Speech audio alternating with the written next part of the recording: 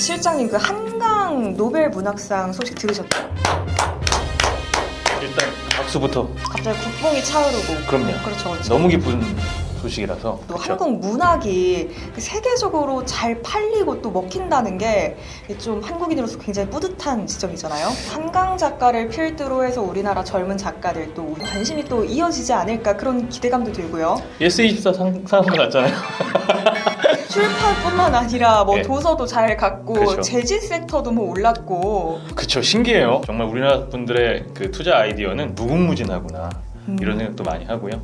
노벨상 ETF 만들어야 되는 거 아닌가 이런 생각도 했어요. 그럼 이제 거기에는 예스24 들어가고 뭐 네. 넣으실래요? 아니, 노벨상은 이제 분야가 여러 가지니까 네. 문학도 있고 뭐 과학 분야도 있고 여러 가지. 평화상이면 어느 쪽을 넣어야 되는 거예요? 아니, 뭐 주주환원?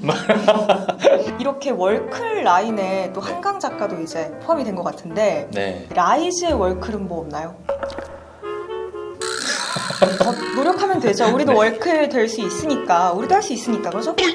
비록 라이즈 상품은 아니지만 월클에 든 ETF들이 많이 있죠. 그 어떤 중에서 게 있을까요? 가장 이제 현재 서학개미 분들, 그러니까 우리나라 분들이 많이 투자하고 있는 ETF를 살펴보면 블랙락에서 나온 아이시어스 세미컨덕터 ETF라는 티커명 SOXX, 속스라고 들어보셨을 거예요. 속스. 네. 미국 최대 운용사인 아이시어스에서 만든 반도체 ETF인데요. 말씀드렸던 것처럼 이 속스에 투자하는 그 서학개미 분들의 이 절대 금액도 굉장히 많이 늘어나고 있고 장기적으로 투자하는 투자자분들도 굉장히 많다. 또 반도체 관련된 ETF네요. 네, 맞습니다. 우리나라 투자자들은 어쨌든 이 반도체에 굉장히 꽂혀있고 또 집중하시는 것 같아요. 이게 어떻게 보면 국뽕 바이어스라고 할 수 있나 바이어스라고 할 수 있는데요.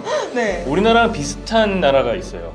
대만. 아, TSMC. 그렇죠. 그런 것처럼 우리나라 삼성전자나 하이닉스 같은 거대 이제 반도체 기업을 갖고 있는 나라들의 경우에는 국민들도 사실 반도체에 대한 노출도라고 할까요? 그런 것들이 높다 보니까 반도체 기업에 투자하는 데 좀 더 다른 나라보다 손쉽게 투자하시는 것 같아요.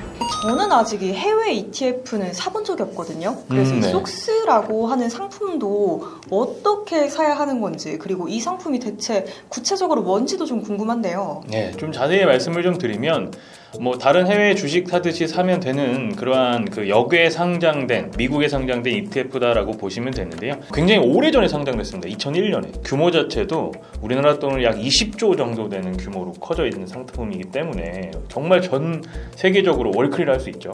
우리가 약간은 익숙한 친숙한 필라델피아 반도체 지수를 추종하는 형태로 해서 상장이 되고 잘 운영이 되다가 2021년에 네. 지수가 좀 바뀌었어요.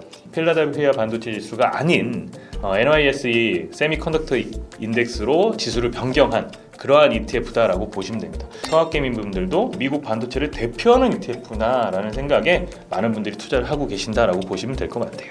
이 속스가 이미 규모도 너무 크고 검증된 상품인 것 같아요. 저 맞습니다. 돈만 있으면 여기다 그냥 왕창 놓고 싶거든요. 능력만 되면.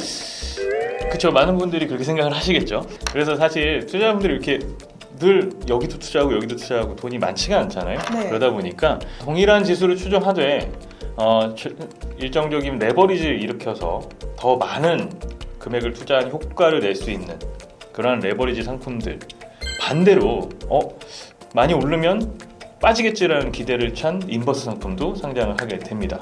레버리지랑 인버스요. 저 네. 이거 주식 처음 배울 때 네. 이게 선물 말고 건들면 안 되는 것들 중에 하나라고 들었거든요. 그렇지만 그 3배짜리를 우리나라 분들이 참 많이 좋아하신다. 이렇게 투자를 말씀드립니다. 하세요? 보시면 지금 한국 예탁결제원 자료를 보시면요. 올해 7월 말 기준으로 2023년 7월부터 현재 7월까지 1년 동안 서학개미 분들이 가장 많이 사고 판 종목이 무엇이냐라고 했을 때 지금 자료 화면에 SOXL이라는 티커가 있습니다. 네. 이게 바로 아까 말씀드렸던 속스 SOXX와 동일한 지수에 투자하는 3배짜리 레버리지 ETF예요. 우리나라는 아직까지는 미국처럼 3배를 추종하는 레버리지나 마이너스 3배를 추종하는 인버스 이런 형태는 아직까지는 상장되어 있지는 않습니다. 네. 엔비디아랑 테슬라보다 지금 많이 사신 거잖아요. 그렇죠. 이 갓비디아라고 하는 우리나라 분들이 네. 엔비디아나 테슬라보다도 더 많이 사고 더 많이 팔았던, 다들 그렇게 간이 크신가 봐요. 간이 크다기보다는 많이 학습이 되신 것 같아요. 레버리지 인버스에 대한 학습을 많이 하셔서 아까 말씀드린 것처럼 그렇게 위험한 리스크를 지지 않고 많이들 사고 파는 그런 행위를 하시는 게 아닐까라는 생각을 하는데요. 최근 들어서도 한번 보시면 올해 1월 한 달 동안의 매수 대금만 보더라도 제일 처음 기록되어 있는 게 이 SOXL이라는 ETF입니다.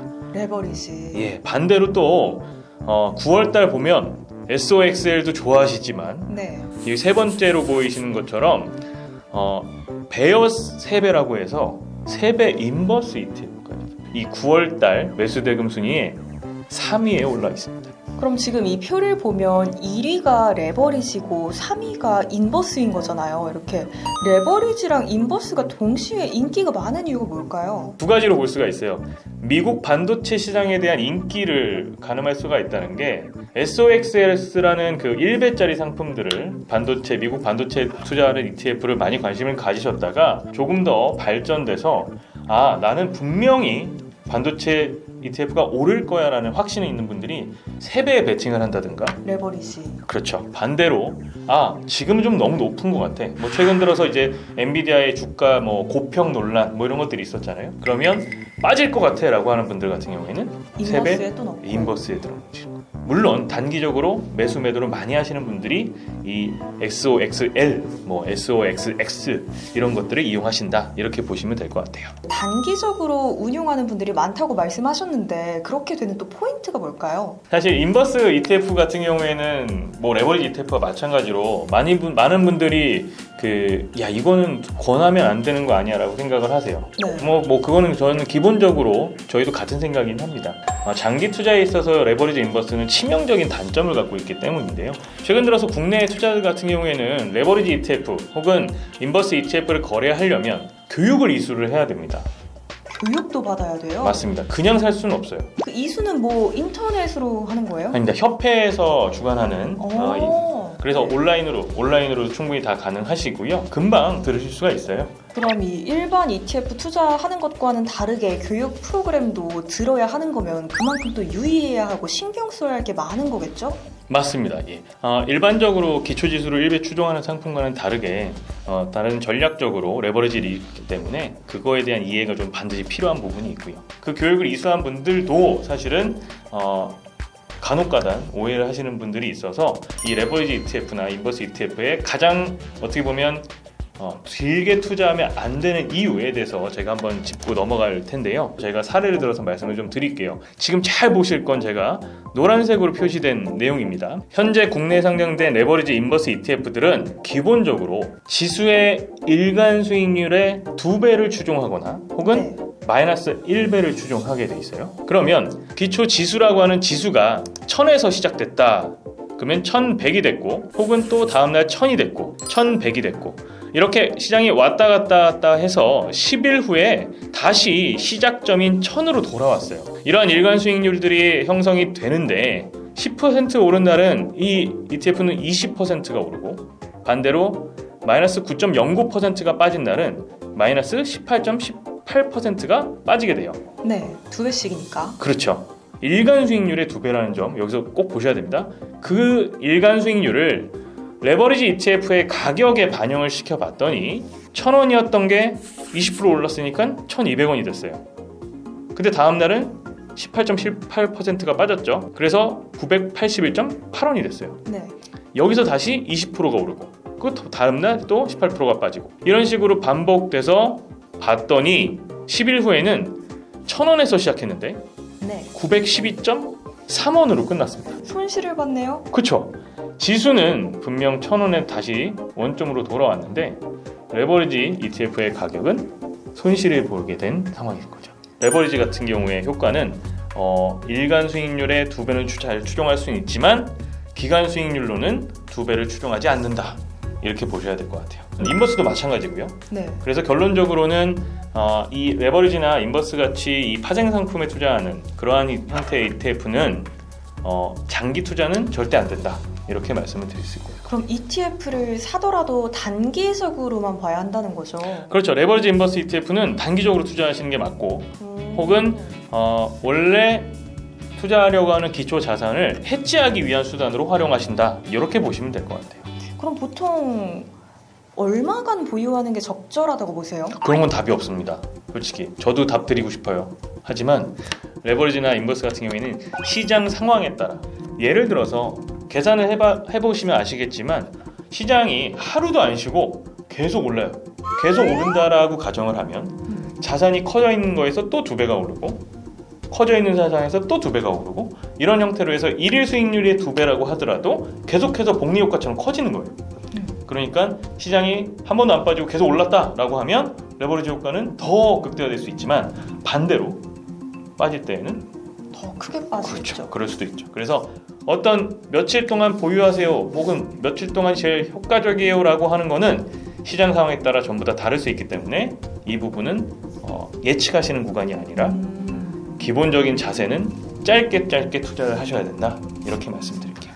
지금 우리 미국 주식 그 미국 ETF 거래 현황 봤잖아요. 네. 레버리지랑 인버스에 정말 많은 분들이 투자하시는 거. 네. 만약에 우리나라 상품에서도 이렇게 3배짜리 막 레버리지가 나오면 실제로 많이들 투자하실까요? 속된 말로 눈 돌아가시겠죠.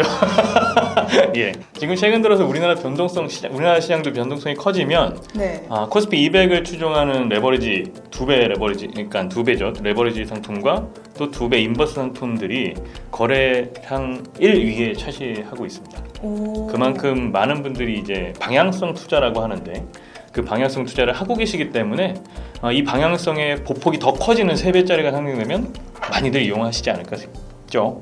확실히 미국 반도체에 대한 니즈는 네. 분명히 있는 것 같아요. 이게 뭐 레버리지가 됐든 인버스가 됐든 그냥 기본형이 됐든. 맞습니다. 근데 우리 라이즈에도 예. 많지 않나요? 이 반도체와 관련된 ETF? 맞습니다. 사실 반도체만 관련된 그 레버리지 인버스, 레버리지 같은 경우에는 존재를 하지만 국내 시장에도 인버스 상품은 없었습니다. 네. 그리고 미국 같은 경우에도 3배 레버리지 혹은 3배 인버스, 이런 형태는 상장되어 있지만 마이너스 1배를 추정하는 인버스는 현재 상장되어 있지 않습니다. 오. 그래서 저희 같은 경우에 국내 투자자들이 해외에 있는 역에 상장된 ETF를 거래하는 분들도 계시지만, 국내에 원화를 바탕으로, 달러로 굳이 바꾸지 않고 원화를 바탕으로 미국 반도체 지수에 투자하는 그러한 상품들을 다양화를 하기 위해서 기존에 있던 라이즈 미국 반도체 NYS ETF에 맞춰서 또 라이즈 미국 반도체 NYS 인버스 ETF까지도 출시를 하게 됐죠. 이제 저희도 인버스 있는 거네요. 맞습니다. 역으로 가는. 네. 상장일이 언제인지 아세요? 언제네요? 10월 22일이요. 시장을 사실 오르길 늘 바라죠. 그렇지만 혹여라도 해지가 필요한 분들은 인버스로 대응하는 그러한 선택지를 저희가 드렸다라고 생각하시고 상장 날 좀 눈여겨봐 주시기 바랍니다. 이렇게 좀 점점 많은 선택지가 늘어가고 또 그 과정에 함께 한다는 게 저한테는 굉장히 뿌듯한 그런 지점 중에 하나인 것 같네요. 투자를 하고 계신 ETF예요? 네. 계좌 깔까? 네, 이렇게 오늘도 잘 배웠습니다. 1타 6쌤. 감사합니다. 네, 전 국민이 ETF라는 그날까지 다음에 또 만나요. 안녕. 안녕.